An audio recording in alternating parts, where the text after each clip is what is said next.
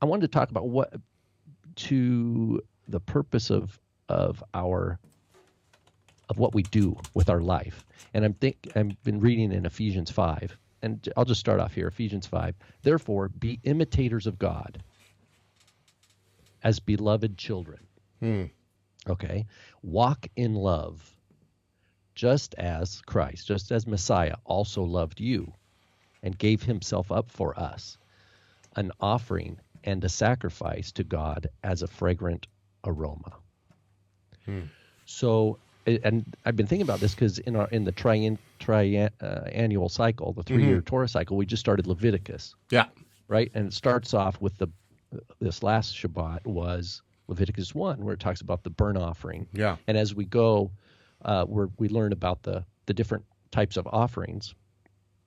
And it says that they're a pleasing aroma to the Lord. Well, when we know from the Gospels that Yeshua and even the scribe he's talking to in one instance in Mark, I think, that they say the Shema and the love your neighbor as yourself is greater than all whole burnt offerings and sacrifices. So in other words, it doesn't say that the burnt offerings are worthless. It says, you know how great those are, how valuable they are.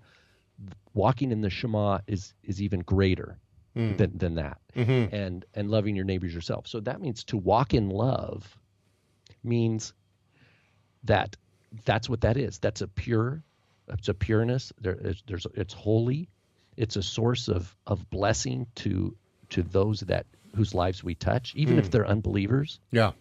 That the very fact that you are on the planet, that God gave you a body and he put you in a family and in a community, etc., in a job, the very fact that you have the Spirit of Messiah in you, that's your source of life. He is our life, and we walk in that love, and that is like an acceptable burnt offering, a pleasing fragrance to the Lord. And we shouldn't be discouraged when we encounter.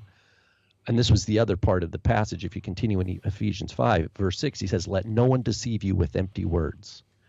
So that means we have to have this element where we don't, because I know I'm going rabbit trail here, but in our intro, we talk about cite your sources. Well, what do we mean by that? What do we mean by that? What we mean by that is we don't want to be deceived with empty words, which means we have to inquire. We have to take some effort to say, okay, I'll hear this person out, but I'm not going to just buy into what they're saying. I want to go back to the scriptures. Is it true? And are they being true in history? Another thing, Caleb, I have to say, I've been listening to these Daniel Wallace lectures. Oh, they're great.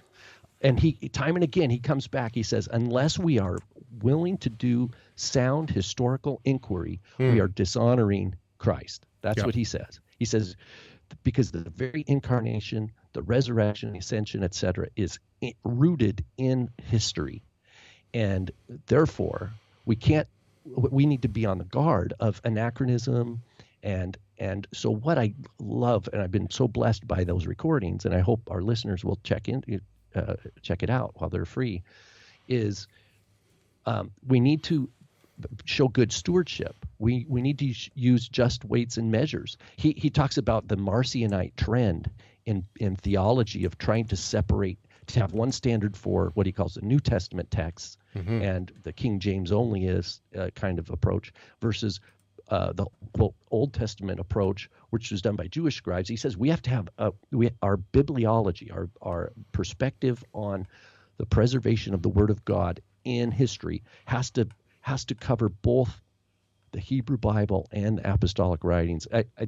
Anyway, I know I'm going long on this, but we don't want to be deceived, and God has given us these basic tools: historical timeline, words mean things, right? Try to understand words in their context. That's what I mean to say. Words can have multiple meanings, I guess, but that's why we need to be careful to attend to chronology.